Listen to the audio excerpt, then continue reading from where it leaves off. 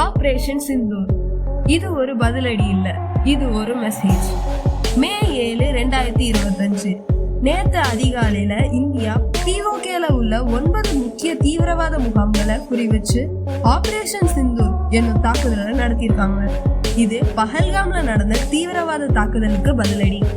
ஆனா இந்த ஆபரேஷனுக்கு கதை நேத்து காலையில ஆரம்பிக்கல. பாகிஸ்தான் ஆக்குபைடு காஷ்மீர் இது ஒரு பேர் மட்டும் இல்ல, டெக்கேட்ஸா நடந்து கொண்டிருக்கிற ஒரு ரியல் கதை. 1947 இண்டிபெண்டன்ஸ் அப்புறம் காஷ்மீர் ஒரு இண்டிபெண்டன்ட் ஸ்டேட்டா இருந்துச்சு.